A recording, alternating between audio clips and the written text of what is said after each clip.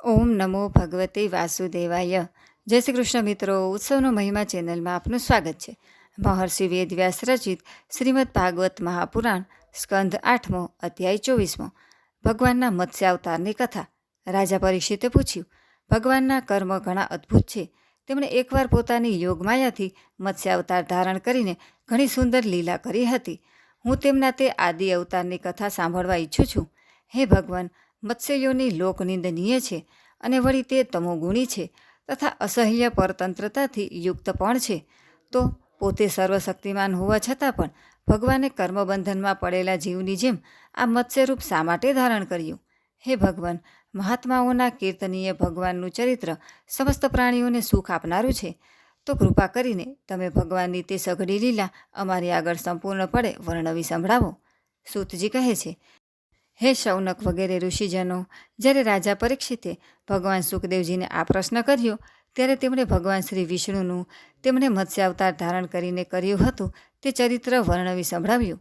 શ્રી સુખદેવજી કહે છે, હે પરીક્ષિત, આમ તો ભગવાન સૌના એકમાત્ર પ્રભુ છે, તો પણ તેઓ ગૌ બ્રાહ્મણ, દેવો, સાધુઓ, વેદો, ધર્મ અને અર્થના રક્ષણ માટે શરીર ધારણ કરે છે. વાયુ જે રીતે સર્વત્ર વિચરણ કરે છે પરંતુ તે ગુણદોષોથી દૂષિત થતો નથી, તેમજ સર્વશક્તિમાન પ્રભુ ઊંચા નીચા નાના મોટા બધા પ્રાણીઓમાં અંતર્યામી રૂપે બિરાજમાન છે. તેઓ તેમના બુદ્ધિગત ગુણદોષોથી અસંગ રહે છે, કારણ કે તેઓ નિર્ગુણ છે.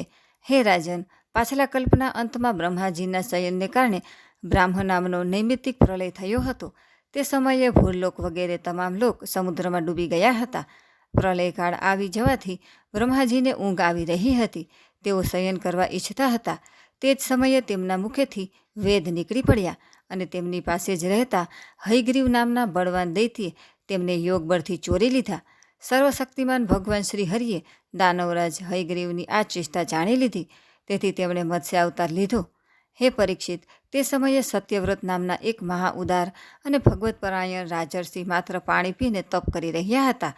તે જ સત્યવ્રત વર્તમાન મહાકલ્પમાં વિવસ્વાન એટલે કે સૂર્યના પુત્ર શ્રાદ્ધદેવના નામે વિખ્યાત થયા અને ભગવાને તેમને વૈવસ્વત મનુ બનાવ્યા. એક દિવસ તે રાજર્ષિ કૃતમાલા નદીમાં જળથી તર્પણ કરી રહ્યા હતા. તે સમયે તેમની અંજલિના જળમાં એક નાની સરખી માછલી આવી.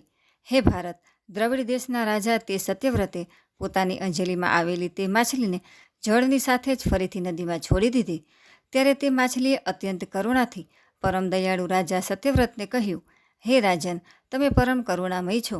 તમે જાણો જ છો કે જળમાં રહેતા જંતુઓ પોતાની જાતના જંતુઓને પણ ખાઈ જાય છે. હું તેમના ભયથી વ્યાકુળ થઈ રહી છું. તમે મને ફરીથી આ જ નદીના જળમાં શા માટે છોડી દો છો? રાજા સત્યવ્રતને એ વાતની ખબર ન હતી કે સ્વયં ભગવાન જ મારા પર પ્રસન્ન થઈને કૃપા કરવા માટે મત્સ્ય રૂપે પધારેલા છે. તેથી તેમણે તે મત્સ્યનું રક્ષણ કરવાનો મનોમન સંકલ્પ કર્યો. રાજા સત્યવ્રતે તે મત્સ્યની અત્યંત દીનતાપૂર્ણ વાત સાંભળીને ખૂબ જ દયાપૂર્વક તેને પોતાના પાત્રના જળમાં મૂકી દીધું અને તેને પોતાના આશ્રમમાં લઈ આવ્યા. આશ્રમમાં લવાયા પછી એક જ રાત્રિમાં તે મત્સ્ય તે કમંડળમાં એટલું મોટું થઈ ગયું કે તેમાં તેને રહેવાની જગ્યા જ રહી નહીં. ત્યારે તેણે રાજાને કહ્યું, હવે તો આ કમંડળમાં હું કષ્ટપૂર્વક પણ રહી શકું એમ નથી. તો મારા માટે કોઈ વિશાળ જગ્યા નિયત કરી દો કે જ્યાં હું સુખપૂર્વક રહી શકું. રાજા સત્યવ્રતે મત્સ્યને કમંડળમાંથી બહાર કાઢીને પાણીના એ ખૂબ જ મોટા માટલામાં મૂકી દીધું. પરંતુ ત્યાં મૂક્યા પછી તે મત્સ્ય બે જ ઘડીમાં 3 હાથ જેટલું મોટું થઈ ગયું. ફરી પાછું તેણે રાજા સત્યવ્રતને કહ્યું, હવે આ માટલું પણ મારે માટે પૂરતી મોકળાશવાળું નથી. આમાં હું સુખપૂર્વક રહી શકું તેમ નથી. હું તમારા શરણે છું, તેથી મારે રહેવા યોગ્ય કોઈ વિશાળ સ્થાન મને આપો. હે રાજન, સત્યવ્રતે તે મત્સ્યને ત્યાંથી ઉપાડીને એક સરોવરમાં મૂકી દીધું. પરંતુ થોડી જ વારમાં તે એટલું મોટું થઈ ગયું કે તેણે એક મહામત્સ્યનો આકાર ધારણ કરીને તે સરોવરના સઘળા જળને ઘેરી લીધું અને તેણે કહ્યું, હે રાજન, હું જળચટ પ્રાણી છું. આ સરોવરનું જળ પણ મારે માટે સુખપૂર્વક રહેવાને પર્યાપ્ત નથી.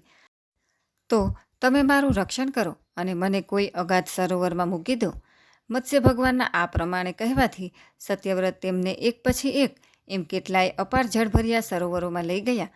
પરંતુ સરોવર જેટલું મોટું હોય તેટલા જ મોટા તેઓ બની જતા હતા. અંતે તેમણે તે લીલા મત્સ્યને સમુદ્રમાં છોડી દીધો. સમુદ્રમાં છોડતી વખતે મત્સ્ય ભગવાને સત્યવ્રતને કહ્યું, હે વીર, સમુદ્રમાં મોટા મોટા બળવાન મગર વગેરે રહે છે, તેઓ મને ભરખી જશે, તેથી તમે મને સમુદ્રના જળમાં ન છોડો. મત્સ્ય ભગવાનની આ મધુર વાણી સાંભળીને રાજા સત્યવ્રત મોહમુગ્ધ થઈ ગયા અને તેમણે કહ્યું, મત્સ્યનું રૂપ ધારણ કરીને મને મોહિત કરનારા તમે કોણ છો? તમે એક જ દિવસમાં 400 કોસના વિસ્તારવાળું સરોવર ઘેરી લીધું. આજ સુધી આવી શક્તિ ધરાવતો જળચર જીવ નથી તો મેં ક્યારેય જોયો કે નથી તો તેના વિશે કશું સાંભળ્યું. અવશ્ય આપ સાક્ષાત સર્વશક્તિમાન, સર્વાંતર્યામી, અવિનાશી શ્રી હરિ છો. જીવો પર અનુગ્રહ કરવા માટે જ આપે જળચરનું રૂપ ધારણ કર્યું છે. હે પુરુષોત્તમ, આપ જગતની ઉત્પત્તિ, સ્થિતિ અને પ્રલયના સ્વામી છો. આપને હું નમસ્કાર કરું છું. હે પ્રભુ, શરણાગત ભક્તો માટે આપ જ આત્મા અને આશ્રય છો. જો કે આપના બધા જ લીલા અવતારો પ્રાણીઓના અભ્યુદય માટે જ થાય છે, તો પણ હું એ જાણવા ઈચ્છું છું કે આપે આ રૂપ શા ઉદ્દેશ્યથી લીધું છે? હે કમલનયન પ્રભુ, શરીર વગેરે અનાત્મ પદાર્થોમાં પોતાપણાનું અભિમાન કરનારા સંસારી મનુષ્યોનો આશ્રય વ્યર્થ થાય છે. મનુષ્યોએ લીધેલું આપના ચરણોનું શરણ વ્યર્થ થઈ શકતું નથી, કારણ કે આપ સૌના નિર્હેતુક પ્રેમી, પરમ પ્રિયતમ અને આત્મા છો. આપે અત્યારે જે રૂપ ધારણ કરીને અમને દર્શન આપ્યું છે એ ઘણું જ અદ્ભુત છે. શ્રી સુખદેવજી કહે છે, હે પરીક્ષિત, ભગવાન પોતાના અનન્ય પ્રેમી ભક્તોને અત્યંત પ્રેમ કરે છે. જ્યારે જગતના સ્વામી મત્સ્ય ભગવાને પોતાના પ્રિય ભક્ત રાજા શ્રી સત્યવ્રતની આ પ્રાર્થના સાંભળી, ત્યારે તેમનું પ્રિય અને હિત કરવા માટે તથા સાથોસાથ કલ્પના અંતના પ્રલયકાલીન સમુદ્રમાં વિહાર કરવા માટે તેમને કહ્યું. શ્રી ભગવાને કહ્યું, હે પરંતપ સત્યવ્રત, આજથી 7મા દિવસે ભૂલોક વગેરે ત્રણેય લોક પ્રલયના સમુદ્રમાં ડૂબી જશે. તે સમયે ત્રણેય લોક જ્યારે પ્રલયકાલીન જળરાશિમાં ડૂબવા લાગશે, ત્યારે મારી પ્રેરણાથી તમારી પાસે એક ઘણી વિશાળ નૌકા આવશે. તે સમયે તમે સમસ્ત પ્રાણીઓના સૂક્ષ્મ શરીરોને લઈને સપ્તર્ષિઓ સહિત તે નાવ પર ચડી જજો અને સઘળા ધાન્ય તથા નાના મોટા અન્ય પ્રકારના બીજ તમારી સાથે રાખી લેજો. તે સમયે બધી બાજુએ એકમાત્ર મહાસમુદ્ર લહેરાતો હશે. પ્રકાશ નહીં હોય, માત્ર ઋષિઓની દિવ્ય જ્યોતિના સહારે જ કોઈ પ્રકારની વ્યાકુળતા વિના તમે તે વિશાળ નૌકા પર ચડીને ચારે તરફ વિચરણ કરજો. જ્યારે પ્રચંડ વાવાઝોડું ફૂંકાવાને કારણે નૌકા ડગમગવા લાગશે, ત્યારે હું આ જ રૂપમાં ત્યાં આવી જઈશ અને તમે બધા વાસુકી નાગ વડે તે નૌકાને મારા શૃંગ સાથે બાંધી દેજો. હે સત્યવ્રત, એ પછી જ્યાં સુધી બ્રહ્માજીની રાત્રિ રહેશે, ત્યાં સુધી હું ઋષિઓ સહિત તમને તે નૌકામાં બેસાડીને તેને ખેંચતો રહીને સમુદ્રમાં વિચરણ કરતો રહીશ. તે સમયે જ્યારે તમે પૂછશો, ત્યારે હું તમને ઉપદેશ આપીશ. મારા અનુગ્રહથી મારો વાસ્તવિક મહિમા, કે જેનું નામ પરબ્રહ્મ છે, તે તમારા હૃદયમાં પ્રગટ થશે અને તમે તેને બરાબર જાણી લેશો. રાજા સત્યવ્રતને આ પ્રમાણે આદેશ આપીને ભગવાન અંતર્ધ્યાન થઈ ગયા. તેથી રાજા સત્યવ્રત હવે તે જ સમયની પ્રતીક્ષા કરવા લાગ્યા કે જેના માટે ભગવાને આદેશ કર્યો હતો. કુશોનો અગ્રભાગ પૂર્વાભિમુખ રાખીને રાજર્ષિ સત્યવ્રત તેના પર પૂર્વોત્તર મુખે બેસી ગયા અને મત્સ્યરૂપ ભગવાનના ચરણોનું ચિંતન કરવા લાગ્યા. એટલામાં જ ભગવાને બતાવેલો તે સમય પ્રલયકાળ આવી પહોંચ્યો. રાજાએ જોયું કે સમુદ્ર પોતાની મર્યાદા છોડીને વધી રહ્યો છે. પ્રલયકાળના ભયંકર મેઘ વરસવા લાગ્યા. જોત જોતામાં જ સમગ્ર પૃથ્વી ડૂબવા લાગી. ત્યારે રાજાએ ભગવાનના આદેશનું સ્મરણ કર્યું તો તેમણે જોયું કે નૌકા પણ આવી ગઈ છે. તેથી તેઓ ધાન્ય અને અન્ય પ્રકારના બીજ લઈને સપ્તર્ષિઓ સાથે તેના પર આરૂઢ થઈ ગયા. સપ્તર્ષિઓએ ખૂબ પ્રેમથી રાજા સત્યવ્રતને કહ્યું, હે રાજન, તમે ભગવાનનું ધ્યાન ધરો.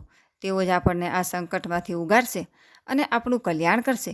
તેમની આજ્ઞાથી રાજાએ ભગવાનનું ધ્યાન ધર્યું. તે સમયે તે મહાસમુદ્રમાં મત્સ્યના રૂપમાં ભગવાન પ્રગટ થયા. મત્સ્ય ભગવાનનું શરીર સુવર્ણ જેવું દેદીપ્યમાન હતું અને તેનો વિસ્તાર 4 લાખ કોસ જેટલો હતો. તેમના શરીરમાં એક ઘણું મોટું શૃંગ પણ હતું. ભગવાને પહેલાં જેવો આદેશ આપ્યો હતો તે પ્રમાણે નૌકાને વાસુકી નાગ વડે ભગવાનના શૃંગમાં બાંધી દેવામાં આવી. પછી રાજા સત્યવ્રતે પ્રસન્ન થઈને ભગવાનની સ્તુતિ કરી. રાજા સત્યવ્રતે સ્તુતિ કરતાં કહ્યું, હે પ્રભુ, સંસારના જીવોનું આત્મજ્ઞાન અનાદિ અવિદ્યાને કારણે ઢંકાઈ ગયું છે. આ જ કારણે તેઓ સંસારના અનેકાનેક કલેશોના ભારથી દુઃખી થઈ રહ્યા છે. તેઓ જ્યારે અનાયાસ જ આપની કૃપાથી આપના શરણમાં આવી પહોંચે છે, ત્યારે તેઓ આપને પ્રાપ્ત કરી લે છે. તેથી અમને બંધનમાંથી છોડાવીને વાસ્તવિક મુક્તિ અપાવનારા ગુરુ આપ જ છો. આ જીવ અજ્ઞાની છે અને પોતાના જ કર્મોથી બંધાયેલો છે. તે સુખની ઈચ્છાને લીધે દુઃખદાયી કર્મોનું આચરણ કરે છે. તેનું આ અજ્ઞાન જેમની સેવા કરવા થકી નષ્ટ થઈ જાય છે, તે જ મારા પરમ ગુરુ આપ મારા હૃદયની ગ્રંથિને છેદી નાખો. જેમ અગ્નિમાં તપાવવાથી સોના ચાંદીની અશુદ્ધિ દૂર થઈ જાય છે અને તેનું સાચું સ્વરૂપ ઝળકી ઉઠે છે, તેવી જ રીતે આપની સેવા કરવા થકી જીવ પોતાના અંતઃકરણના અજ્ઞાનરૂપી મળનો ત્યાગ કરી દે છે અને પોતાના વાસ્તવિક સ્વરૂપમાં સ્થિત થઈ જાય છે. આપ સર્વશક્તિમાન અવિનાશી પ્રભુ જ અમારા ગુરુઓના પણ પરમ ગુરુ છો, તો આપ જ અમારા પણ ગુરુ બનો. જેટલા પણ દેવો, ગુરુઓ અને અન્ય સર્વ સંસારી જીવો છે, તેઓ બધા જો સ્વતંત્રપણે એકસાથે મળીને કૃપા કરે તો પણ તે કૃપા આપની કૃપાના 10,000માં અંશના અંશની પણ બરાબરી કરી શકે નહીં. હે પ્રભુ, આપ જ સર્વશક્તિમાન છો. હું આપનું શરણ લઉં છું. જેમ કોઈ આંધળો આંધળાને જ પોતાનો પથ પ્રદર્શક બનાવે, તેવી જ રીતે અજ્ઞાની જીવો અજ્ઞાનીને જ પોતાનો ગુરુ બનાવે છે. આપ સૂર્ય સમાન સ્વયં પ્રકાશમાન અને સમસ્ત ઇન્દ્રિયોના પ્રેરક છો. આત્મતત્વના જિજ્ઞાસુ અમે આપની જ અમારા ગુરુ તરીકે વરણી કરીએ છીએ. અજ્ઞાની મનુષ્ય અજ્ઞાનીઓને જે જ્ઞાનનો ઉપદેશ કરે છે, તે તો અજ્ઞાન જ છે. તેના વડે તો સંસારરૂપી ઘોર અંધકારની જ વધુ ને વધુ પ્રાપ્તિ થાય છે. પરંતુ આપ તો તેવા અવિનાશી અને અમોઘ જ્ઞાનનો ઉપદેશ કરો છો કે જેનાથી મનુષ્ય અનાયાસ જ પોતાના વાસ્તવિક સ્વરૂપને પ્રાપ્ત કરી લે છે. આપ તમામ લોકોના સુરદ, પ્રિયતમ, ઈશ્વર અને આત્મા છો. ગુરુ એમના દ્વારા પ્રાપ્ત થતું જ્ઞાન અને અભિષ્ટ સિદ્ધિ એ પણ આપનું જ સ્વરૂપ છે. આમ હોવા છતાં પણ કામનાઓના બંધનમાં ફસાઈને લોકો આંધળા થઈ રહ્યા છે. તેમને એ વાતની ખબર જ નથી કે આપ તેમના હૃદયમાં જ વિરાજમાન છો. આપ દેવોના આરાધ્ય દેવ, પરમ પૂજ્ય પરમેશ્વર છો. હું આપની પાસેથી જ્ઞાન પામવા માટે આપના શરણે આવ્યો છું. હે ભગવાન, આપ પરમાર્થને પ્રકાશિત કરનારી પોતાની વાણી વડે મારા હૃદયની ગ્રંથિને છેદી નાખો અને પોતાના સ્વરૂપને પ્રગટ કરો. શ્રી સુખદેવજી કહે છે, હે પરીક્ષિત, રાજા સત્યવ્રતે આ પ્રમાણે પ્રાર્થના કરી.